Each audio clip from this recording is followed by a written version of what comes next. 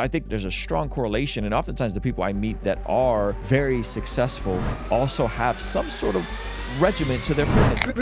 Ruslan. Before we get into that, guys, my name is Ruslan, and this channel exists to encourage you to mastermind your business the master's way. All right, now let's get into the video. Me and my therapist had this conversation. He's like, man, like you have these fitness goals, and he's like, why? And I was like, well, for me, I gamify fitness. If I could have mastery over this area of my life, I can have mastery over any area of my life, right? And oftentimes that's a direct correlation to my business, finances, self-control in general, right? So can you kind of tie in some of the correlations like between eating well, being in healthy, fit shape, or even elite level shape, strength training, these other things, and the practical benefits of that to someone's business, creative entrepreneurship, if they're trying to start a YouTube channel, those sorts of things? Yeah, so I think the first thing we got to think about is not think in terms of works, because oftentimes people hear this and say, oh, well, if I add these works, then my life will work. And we obviously know that that's not true. I do believe, though, as I mentioned earlier, is that the will is the only thing we have control over. And the only thing that we can really, if we can master one area, that whole idea of how you do anything is how you do everything, I fully subscribe to that. So if you can become a disciplined person in an area that's so tough as taming your hunger and activating your physiology, in other words, what you're saying is, hey, I'm going to be counter culture. I'm not going to eat the things that everyone else is eating. And I'm going to go put myself through pain for 45, 60 minutes. That's very countercultural. Right? If you can do those things that the vast majority of people can't do, then the question is, what can't you do?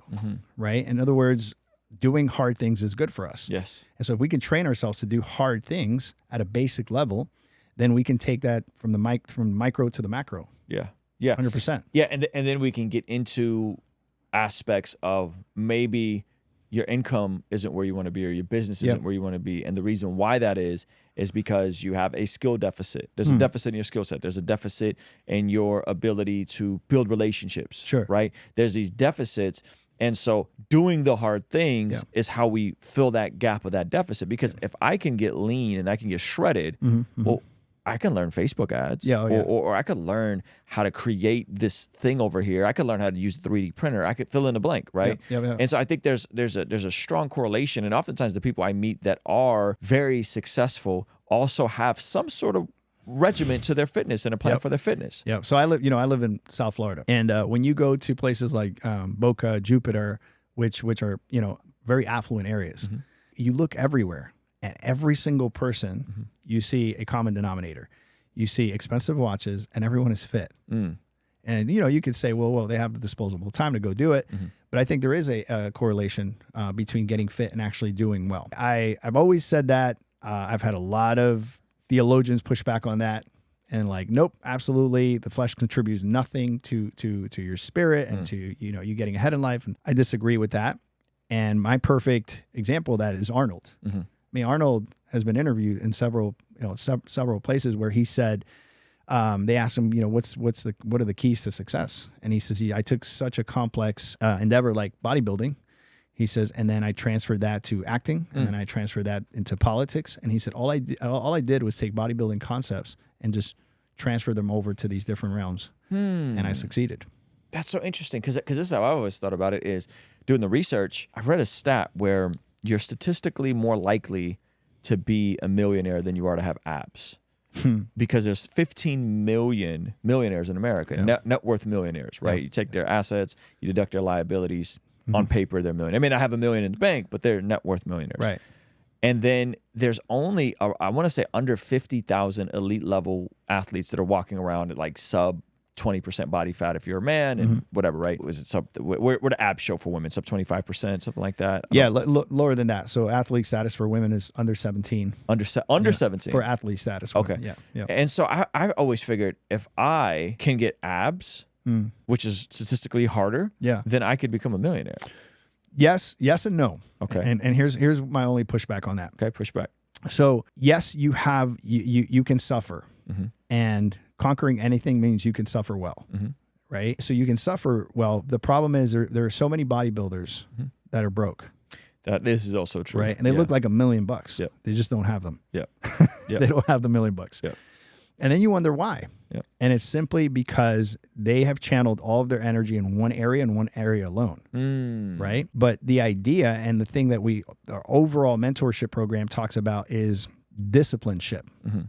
And discipleship talks about being a disciplined disciple in all areas, a well-balanced person. That's good.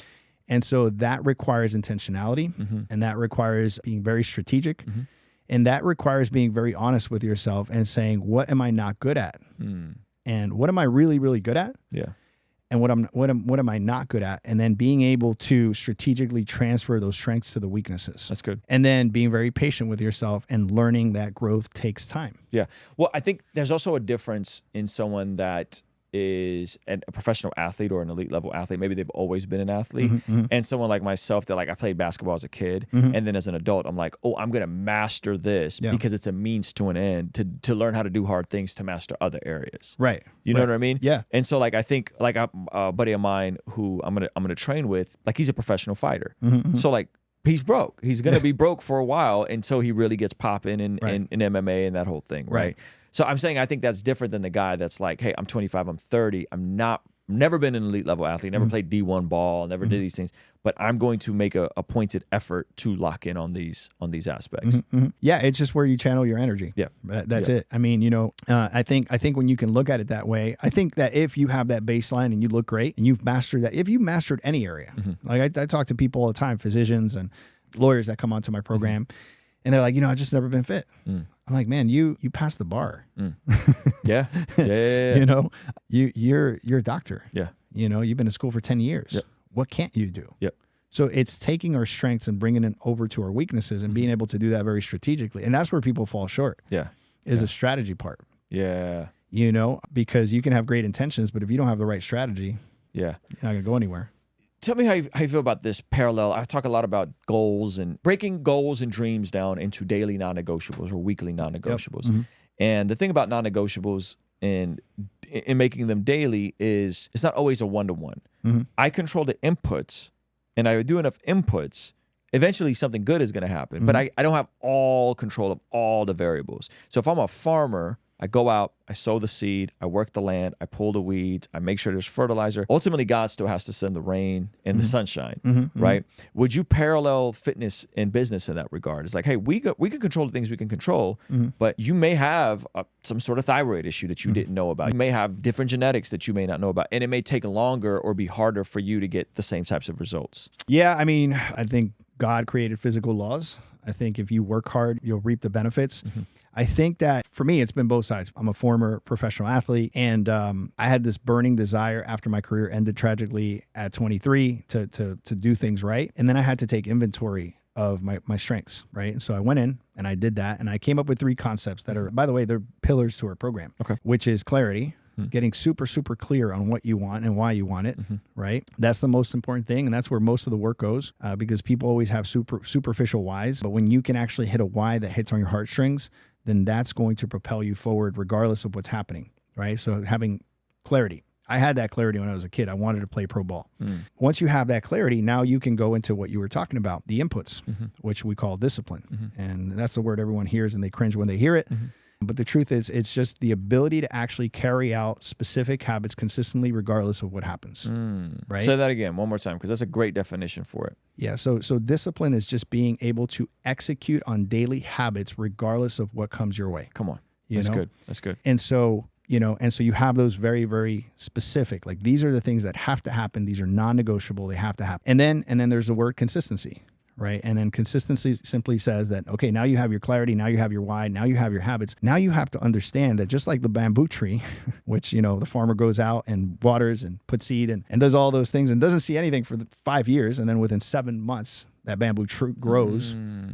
You have to consistently do it. You have to consistently do it. And the only way you can consistently do it is if you have clarity, your why is strong, and then you have the specific strategic habits in place that are going to allow you to get there over time. That bamboo illustration is brilliant. It's crazy. That's good. Yeah. All right, JT, how can they get a hold of you if they're interested in the Empty Your Bucket plan? Where do they find you at? Yeah, so all over social media, Instagram, Empty Your Bucket plan. If you want to speak directly to me, Coach JT Tapias.com or emptyyourbucketplan.com. All right. Thank you so much, man. We'll have you back again, guys. We're out of here. Thank you, brother. Peace. Thank you so much for watching that video. Guys, I believe that one of the best ways you can build a business is by first building a platform online. So Zach Sparazzo put together a free training for you on the #1 metric you can be looking for to explode your YouTube platform. Click the link in the pinned comment below so you can start that now. All right? I'll see you over there. Peace.